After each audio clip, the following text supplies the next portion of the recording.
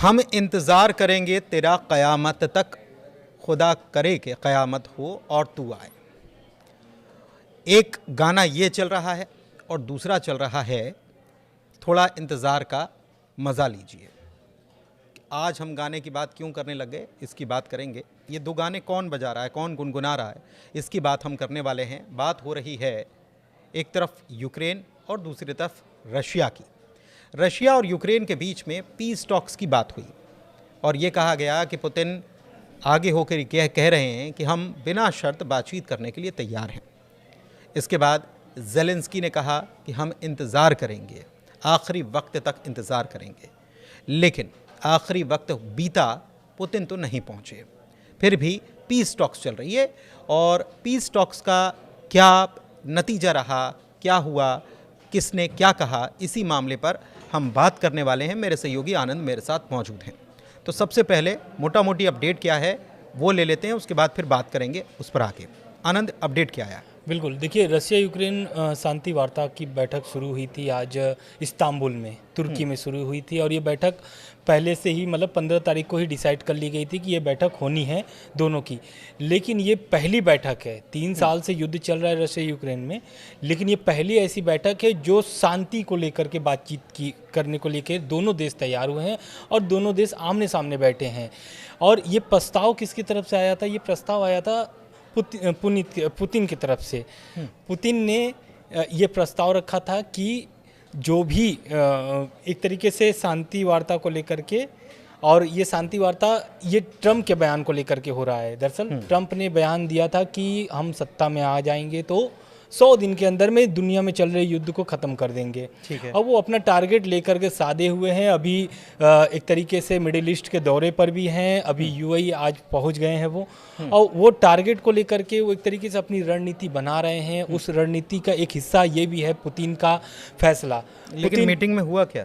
बिल्कुल, मीटिंग असफल रही है। असफल इसलिए रही है क्योंकि मीटिंग जो रखी गई थी उसके पहले बहुत सारे शर्तें आने लगी।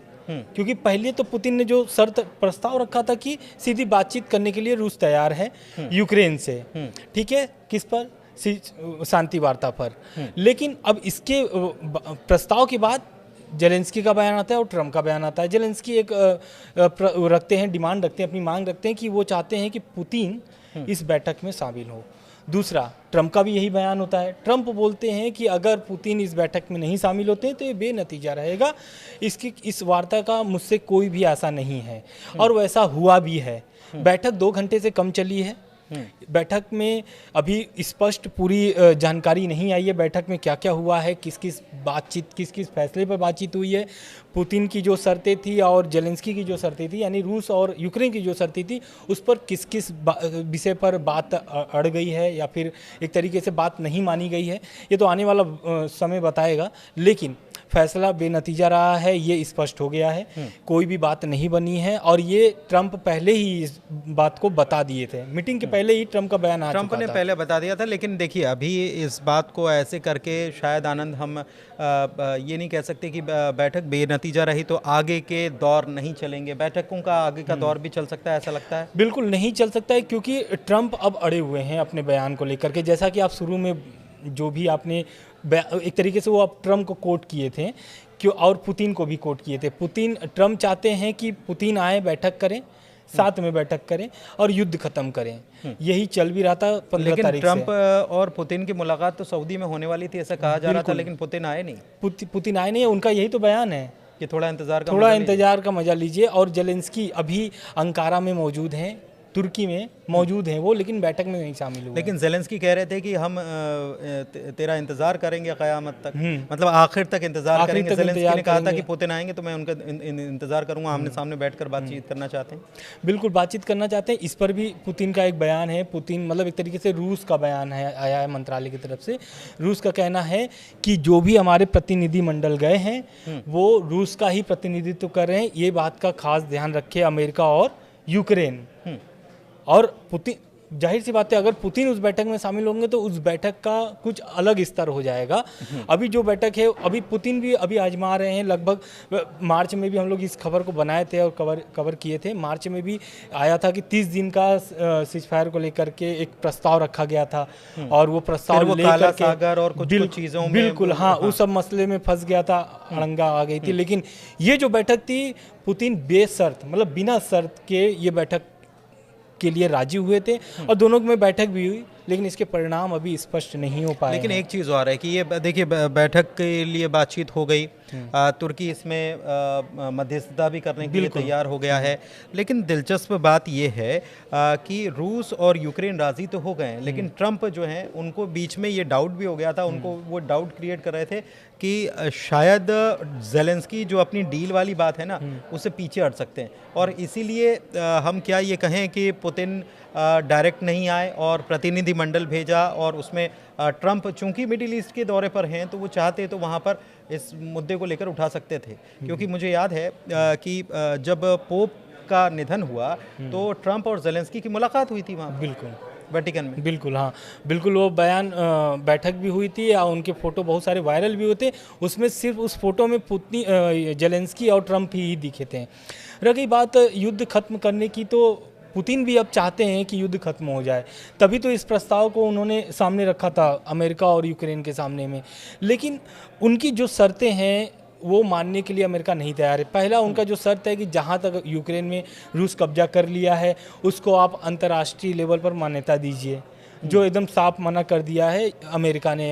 अमेरिका के विदेश मंत्री हैं मार्को रूबियो, उनका भी बयान आ चुका है, बहुत पहले वो दे भी चुके हैं, और उसको रिपीट भी करते हैं कि आप जो ये युद्ध शुरू हुई है, लगभग 3 साल से जो युद्ध शुरू हो रहा है, वो जहाँ तक आपने किया है, कब्जा किया है, उसको आप पर बातचीत करके उसको खत्म करना चाहिए। लेकिन यूक्रेन तो इस मामले पर अड़ गया है कि ये तो इलाका छोड़ दो, आपने क्रीमिया जो बहुत पहले आपने कब्जा लिया था वो भी हम देने के लिए तैयार। तुर्की ने साथ भी बिल्कुल, तुर्की ने साथ भी दे दिया है।